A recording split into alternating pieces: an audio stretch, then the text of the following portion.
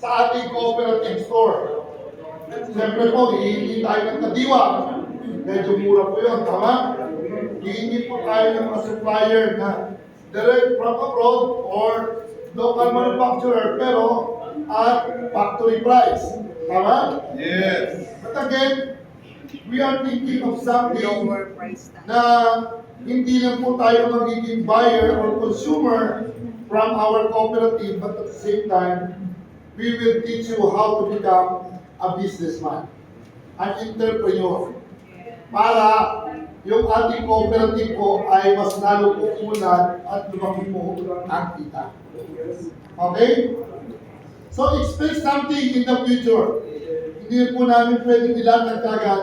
Baka masyado po nyo kami kalampagin, araw-araw nyo na kami papalwa.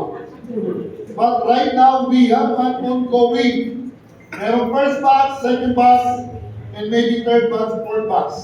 Yung first batch po, na-submit na namin. So, humihingi po tayo ng support para sa ating Sustainable Livelihood Program.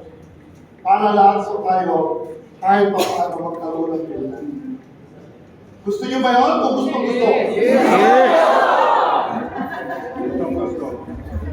Sige. So let's pray for that. Ginagawa po namin ang paraan para lahat po tayo ay maging masaya. Kahit wala na si BBBM as President, for example, ay makikita niya po ang naging resulta ng kanyang administration dahil sa ating mga gagawin sustainable livelihood. Okay po yun? Yes. Okay, so may go tayo. And of course, yung ating ongoing tree planting activity. Kagaya po ng nasabi kanina, ang One Movement po ay bahagi po at nasabi nila ng mga ibang support group from outside ay bayani ng Sierra Madre Mountain Range. Alam niyo po ba yung Sierra Madre Mountain Range? Yes.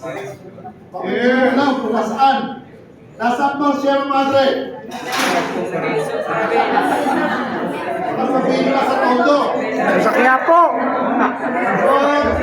Sierra Madre is within 10 provinces. All the way from Quezon Province going to Cagayan Valley. So in other words, lahat po yun, meron na po tayong ambag na maraming tulong.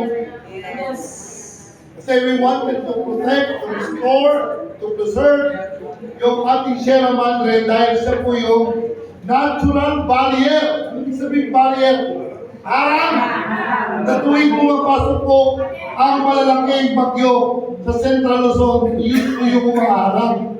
Dahil kung wala po ang Sierra Madre, ang Metro Manila po ay lulubog. Kaya pangalagaan po natin at ipagpatuloy po natin yung ating programa sa pagtatanim. So ngayon, meron po kami inaalagaan na lugar, ongoing po with the tribes ng mga dumagat, at by May 16, ay magkakaroon ulit po tayo ng tree planting activity. For 3 hectares, then it will be followed by another 10 hectares. So right now, yung aming pinaglalaban na in-endorse po tayo ng ating ng Pangulong BBM na mabigyan ng 1,000 hectares per province ng Sierra Madre ay patuloy pong pinaglalaban po namin.